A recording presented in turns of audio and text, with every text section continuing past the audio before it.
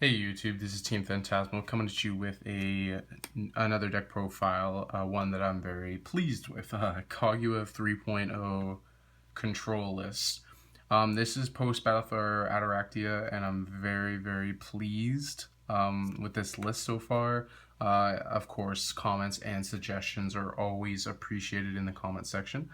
Yeah, this is just something that I came up with after the release of the new cards and everything, and the reason I wanted to play Kaguya is because ever since she was released, I've always liked her as a ruler. I thought she had so many good, cool stuff that can be played with her, but there was just never enough support for her. So now that the new set's out and everything, more support, we can do all that. So now I kind of came up with this.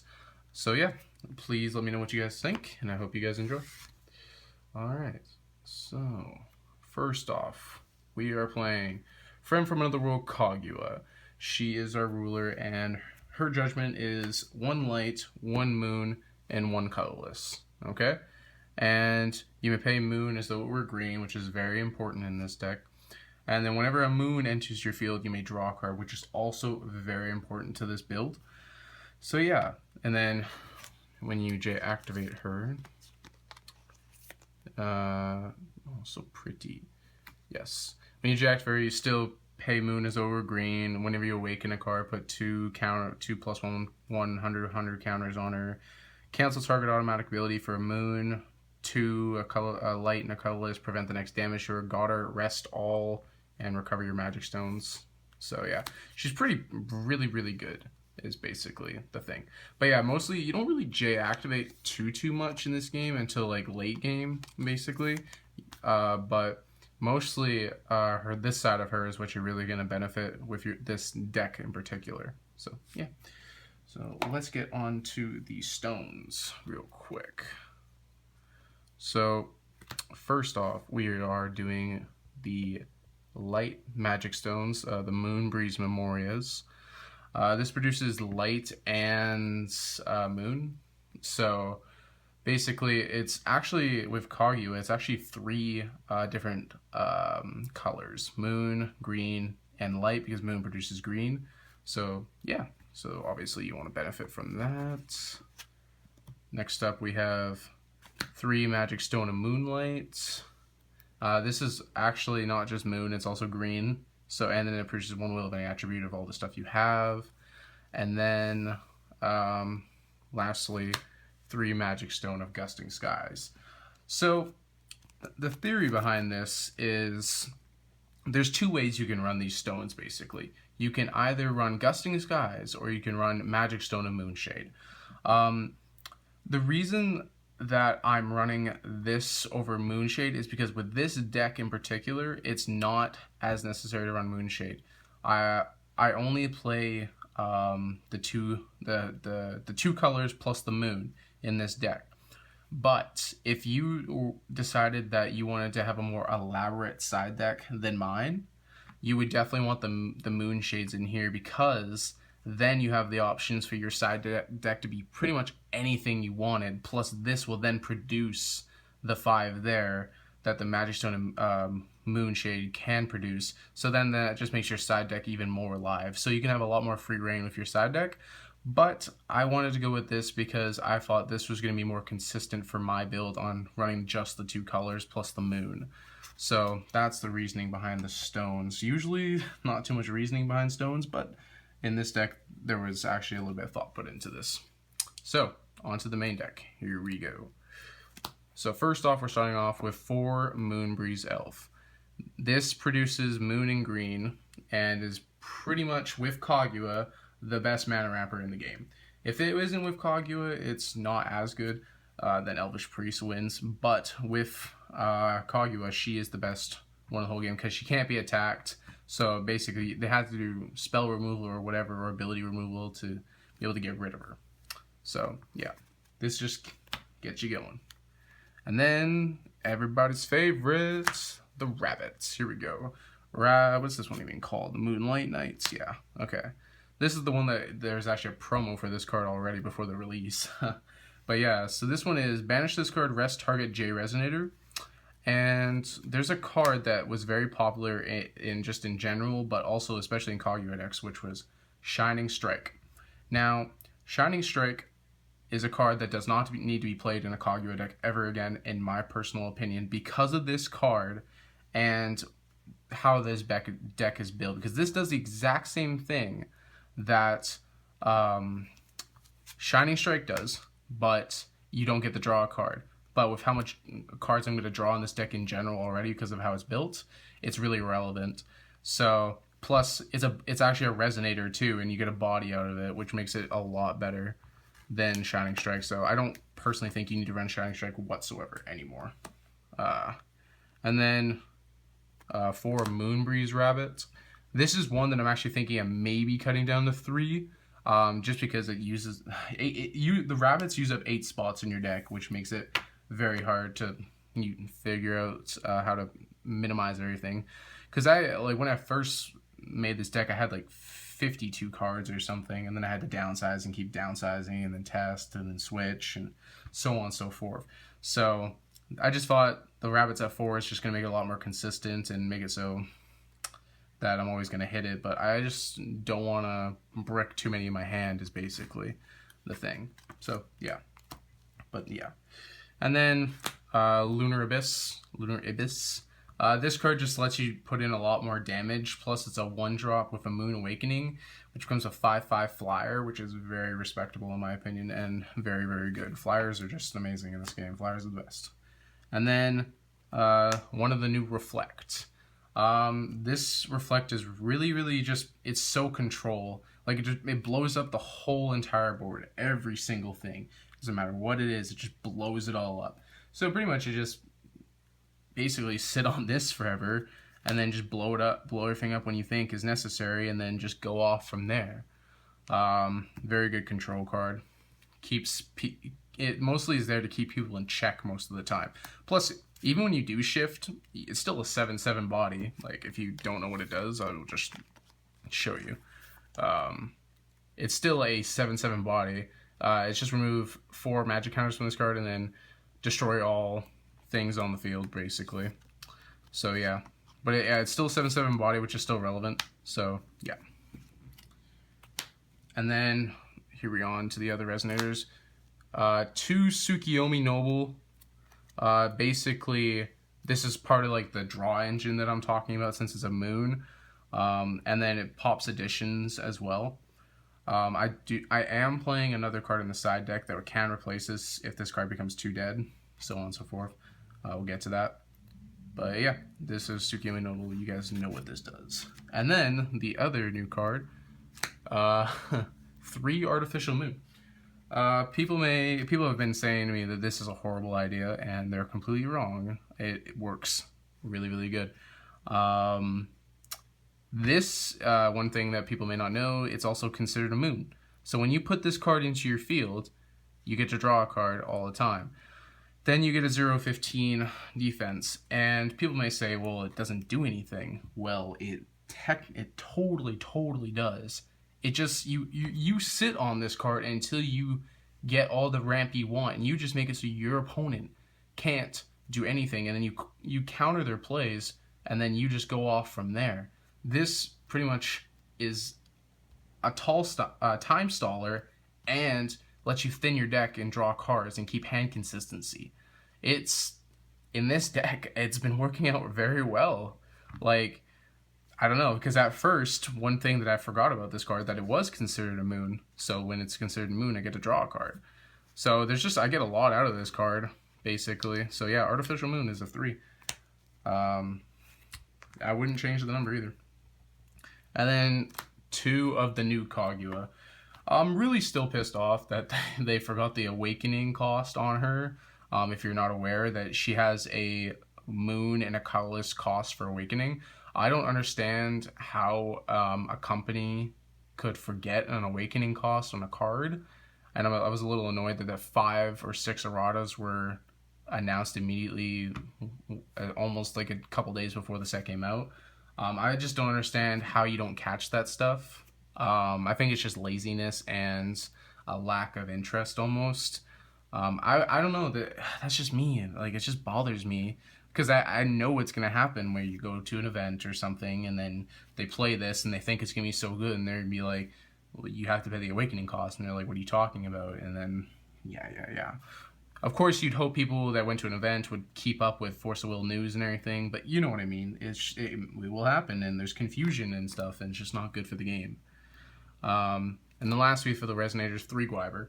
You have so many 1-drops in this deck that Gwyber is pretty much this is your killer of the deck, basically, other than Kaguya. You have 2 killers in this deck is what's going to win you the game. Plus, Gwyber's Gwyber, 12-tool flyer, it's so strong. Onto the spells. 3 Wall of Wind. If you have watched any of my other videos that have this card in the deck profile, you know I hate this card. I hate this card with passion. I think it's horrible. But when you get it off, you feel like a champion. You feel like you just stopped that person from doing anything turn 1. You feel great about yourself. But you draw this late game, you feel like a horrible person. You're like, why am I playing this card? Yeah, that's mostly me most of the time, because I usually never draw it first turn. It's happened to me like 1 time before. I felt great. After that, I have more of a hate relationship than a love relationship with this card. But it works sometimes. That's all I can say. But yeah. And then 4 Seal of Wind and Light. This is pretty much your big cancel spell and make it so your opponent loses momentum while you keep momentum. Plus, you can do the Moon Awakening so the players can't chase this card, which is fantastic. So yeah, not much else needs to be said about that card. Next off, Interdimensional Escape. Yeah, Escape. 2 of these. This card is nuts. Like, it's an instant. Like, what? This deck, not even this deck, this card, just in general, wrecks some of the new decks like crazy, like Machines, Fairies, like, those decks just get absolutely wrecked by this card. Like, they swarm like crazy and can put out big bodies fast. And if they're not playing, like, you got to be careful almost. But, like, it's almost like you can't be careful because it doesn't matter if you don't play it. Like, I can just cast it whenever I want. Like, your turn, my turn. Like, it's just... this card is so free. Like, dude, you don't even have to control anything when you play this card. It's just, if my opponent has a loaded board and I got nothing, okay, bye. You get rid of everything. Like, it's literally works like that. And this card's great. Like, this card is, like, almost too good, in my opinion. Yeah, this card, I can't say enough good things about it. It's crazy that it's gonna, like, the new meta decks, like Machines and Fairies, like, they're gonna see a lot of play. That right there just wrecks them hard. And then the last spell, I play 1 Rabbit Trap. Sorry about the rant on that one card. But yeah, Rabbit Trap. I don't really like this card whatsoever, but it can be really clutch in situations. And I've seen it where I had like an amazing hand and everything, and I had this sitting in the back just as it's almost like a security kind of thing, right? So like when they attack you, you're like, nope, because it says up to. You don't actually have to. Is it? Yeah, you don't have to do like 3. It's up to, so you can keep yourself alive and so on and so forth. And what's good about it too is, like, just for an example, you have Kaguya in the field. You awakened it. You got out the 4 rabbits. Because you need Kaguya at a bigger body, you banish all of them just so that she gets to a bigger body, and then you attack, do damage. Then you let your opponent do attack you, and you flip this up. You just get almost all of them back immediately. So this card's pretty clutch. So yeah, pretty good at. I wouldn't play it any more than 1 though, just because it'll brick. And then 4 Vessel Apollo. Obviously, this is all for the awakenings. And banish this card, return target resonator to your hand. Wow, you just return all your moon guys, and then you just cast them again for no reason, and just keep drawing cards. Like, your draw engine in this deck is very strong. It just, all the cards that you play replace themselves. So all the moons replace themselves, which is really, really good. Keeps the deck going. And then I thought I would show the side deck because there's like reasonings in behind all the stones and stuff like that. But 3 Angel of Wisdom. this is not as relevant anymore, but I still am thinking that people are going to play dark decks and like that 12 Apostle deck or something that I personally don't think is that going to be that great, because there's lots of stuff you can do with that deck, but I feel like it's gonna be clunky. I don't know if that's the right word. There's lots of searching cards and draw cards you can play in that deck. I just don't think it's gonna be what people are expecting. But I still think it's gonna be floating around, and this card can counter those black decks and like Rezzard and maybe even the new Rezzard for like experimentation and stuff like that. But yeah, this card is still relevant, I find. So yeah. Next up, we have 2 Wolf in the Moonlight. This is basically here to counter stuff that gives me problems early game, or to side out Tsukiyomi Nobles for, because Tsukiyomi Noble, let's be honest here, not all decks play additions, and some decks not play like activate abilities of resonators. So like for example, fairies and machines, 2 of the new archetypes that a lot of people talk about, those decks use activate abilities and those kind of, and like, yeah, activate abilities a lot, and machines especially use additions because of Magic Screw. So that Tsukiyomi no is really relevant when it comes to those decks, but sometimes other decks it's just not relevant. So like a fast-paced deck like Beasts, or like even like the new again 12 Apostles or something, it won't be as relevant because the only like activate ability will be like Guinevere basically. So this just like lets me get out bodies fast and just get rid of stuff. And then 2 Holy Moon of Pure Knights. This is just cause get rid of J-Ruler stuff basically. Again, Black Moonbeam's a thing obviously now, but again, if like I said, if you choose your Magic Stones different than me, then you can play Black Moonbeam, but I can't. So basically this is what I have to substitute for, which is not a bad thing whatsoever. So my resonators get a little boost basically, and then I get to just make it so you can't do anything. Now, basically my favorite card at a BFA, Guardian Angel Raphael. Oh, this card just makes me so happy. Like every single time I see this card, I just love reading its text. I'm just like, oh, refrain? Nope. Refrain? Nope.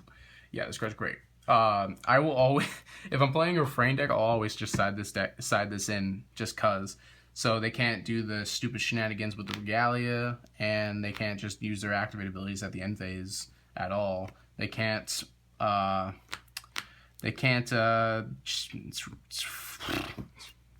look at it. Focus. So they can't play their activate abilities with the J-Rulers or the Regalia, which is just fantastic. So like basically refrain has to switch back during their opponent's turn, and this just makes it so they can't. And chance standbys, I think that chance standbys will become more relevant in the future. I have an amazing chance standby deck, and this card would absolutely wreck my deck. Obviously, I obviously have outs to it. Don't you worry, but it's a scary thought playing against it.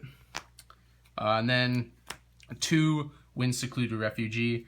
I could see that this is pretty much for when Wall of Wind is like going to be a dead card in a matchup or something, so that I still get to draw cards out of it, but also so I can be able to cancel the abilities or anything that's targeting my guys. So, yep.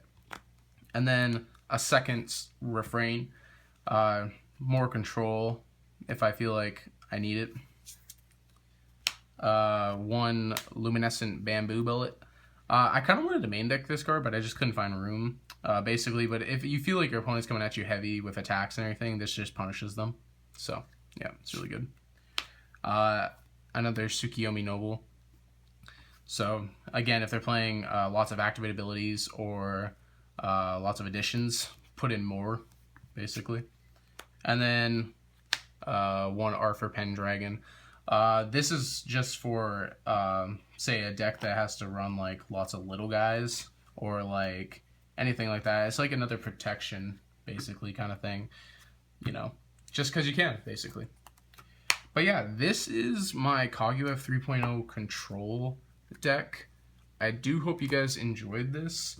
It's something that's also still a work in progress, but I'm actually very happy with this deck, and it's actually just become one of my favorite decks at the moment just because of its uniqueness and how much actual like consistency and fun this deck is. This deck is a lot of fun. Like I can't say that very much about a lot of decks, but this deck particularly is a lot of fun. So yeah, anyways, thanks for watching, and thanks you for listening to me rant about this. So hope you guys enjoyed. Peace.